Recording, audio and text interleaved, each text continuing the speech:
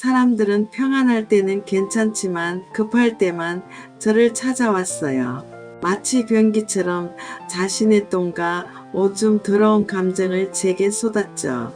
이제는 다르게 생각합니다. 남은 삶은 비단길처럼 살아야겠어요. 누군가 부정적인 것을 쏟으려 해도 제 고운 비단에는 들어올 수 없도록 나는 똥이나 오줌을 받아주는 변기가 아닙니다. 당신의 생각, 당신의 감정, 당신의 이야기를 담아내는 그릇입니다. 때로는 기쁨으로 넘실거리고 때로는 슬픔으로 가득 차오르는 당신의 마음을 이해하려 했습니다. 나는 당신의 웃음과 눈물을 기록하고 당신의 성장을 지켜봅니다. 당신이 힘들 때 잠시 기대어 쉴 수 있는 따뜻한 어깨가 되어주고 싶습니다. 당신이 기쁠 때 함께 웃으며 축하해주는 친구가 되어주고 싶습니다. 나는 그저 텅 빈 공간이 아닙니다. 당신의 모든 것을 담아내는 소중한 존재입니다.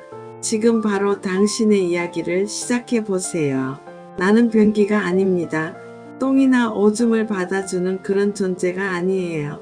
또한 나는 감정 쓰레기통도 아닙니다. 당신의 부정적인 감정을 쏟아내는 대상이 아니라는 말입니다.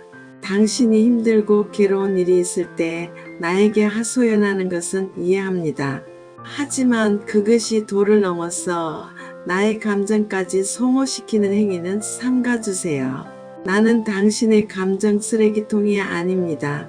나 역시 감정을 가진 사람입니다. 당신의 부정적인 감정을 계속해서 받아주다 보면 나 역시 지치고 힘들어집니다.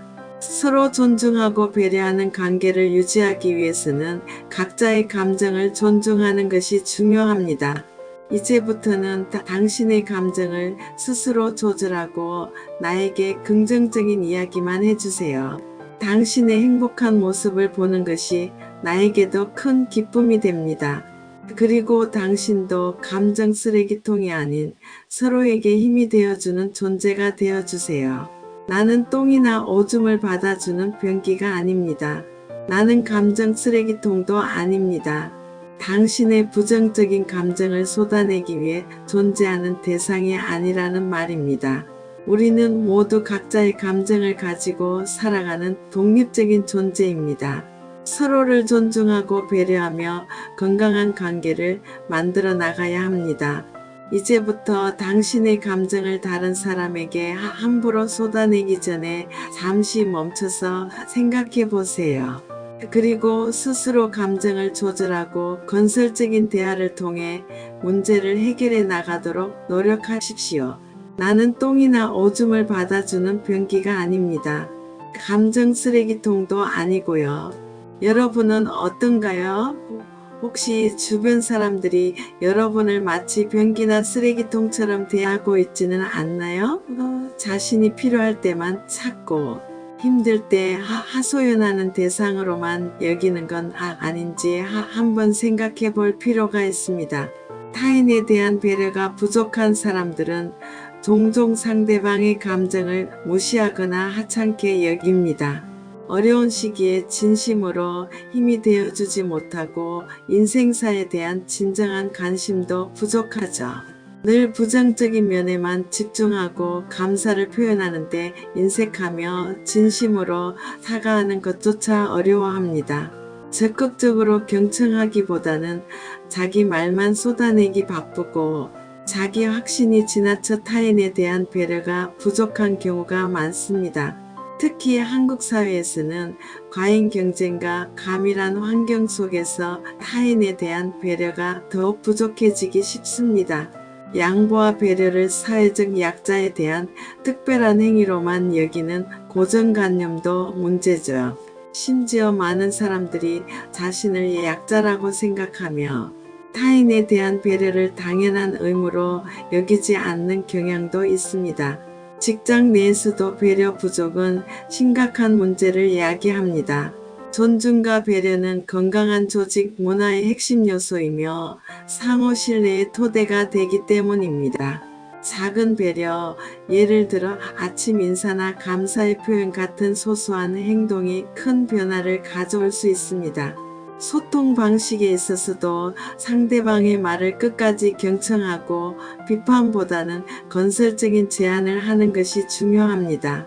부정적인 피드백도 긍정적으로 전달하고 개인의 선호하는 소통 방식을 인지하고 배려해야 하죠. 업무 협력에 있어서는 개인의 성과보다 팀 전체의 성공을 우선시하고 서로의 강점을 살리고 약점을 보완해야 합니다. 업무 분담 시에는 동료의 업무 부담을 줄여주는 방법을 모색하는 것도 좋은 방법입니다. 어려운 상황에 처했을 때는 갈등 상황에 현명하게 대처하고 동료가 실수를 했을 때는 따뜻하게 감싸주는 배려가 필요합니다. 스트레스 상황에서는 서로에게 힘이 되어주는 것이 중요하죠. 개인적인 경계를 존중하는 것도 중요합니다. 적절한 거리감을 유지하고 사생활을 존중하며 개인 시간을 배려해야 합니다. 다양성을 인정하는 포용적인 태도는 필수입니다. 만약 무례한 직원이 있다면 본인의 가치관과 목표를 명확히 하고 일관성 있게 이야기해야 합니다. 때로는 눈에는 눈, 이에는 이와 같이 단호하게 대처하여 깨달음을 줄 수도 있습니다. 정중하면서도 단호하게 자신의 의견을 표현하는 것이 중요합니다. 가족 간에도 배려 부족은 갈등의 원인이 됩니다. 돈 문제, 자녀 문제, 의사결정 불일치 등 다양한 원인이 작용하죠. 관심과 보살핌 부족, 애정 부족, 가사 분담 불공평, 개인의 특성 등이 복합적으로 작용하기도 합니다. 비현실적인 기대, 세력 다툼, 의사소통 문제 또한 간과할 수 없는 요인입니다. 가족 간의 배려 부족을 해결하기 위해서는 우선 의사소통 방식을 개선해야 합니다. 공감과 존중을 바탕으로 대화하고 문제 해결과 정서적 공감을 균형 있게 고려해야 합니다. 가족 규칙을 유연하게 적용하고 서로의 감정에 집중하며 진심을 보여주는 것이 중요합니다. 불만을 명확하게 표현하고 합리적인 변화를 요구하며 타협을 시도하고 서로의 차이점을 존중해야 합니다. 필요하다면 가족 상담을 통해 문제 해결을 시도하는 것도 좋은 방법입니다. 배려를 실천하는 방법은 어렵지 않습니다. 상대방의 입장에서 생각하고 이해하려고 노력하고 내가 해주고 싶은 방식이 아닌 상대방이 원하는 방식으로 배려해야 합니다. 너를 위해라는 말 속에는 나를 위해라는 마음도 있어야 합니다. 진정한 배려는 상대방이 원하는 방식이어야 하며 묻고 듣고 실천해야 합니다. 마음 챙김을 통해 자신의 마음을 다독이고 스트레스를 해소하는 것도 중요합니다. 타인의 감정 관리는 내 몫이 아님을 인지하고 상호주의적인 인간관계를 맺도록 노력해야 합니다. 갈등 상황을 회피하지 말고 대화를 시도하고 주변 분위기, 시간대, 공간의 성격을 고려하여 행동해야 합니다. 하지만 지나친 배려는 오히려 오지랖이 될 수 있다는 점을 명심해야 합니다. 타인을 맹신하지 말고 논리적으로 판단해야 하며 관계 가행 상태에서 벗어나 자신을 먼저 돌보는 것이 중요합니다. 자신에게 가혹하지 말고 기념할 일을 만들고 자축하며 스스로 판단하고 행동하되 필요시 도움을 구하는 것은 당연합니다. 나는 변기나 쓰레기통이 아닙니다. 여러분도 마찬가지입니다. 타인에게 휘둘리지 않고 자신의 가치를 지키며 당당하게 살아가세요. 그리고 잊지 마세요. 진정한 배려는 상호 존중과 이해에서 시작된다는 것을요.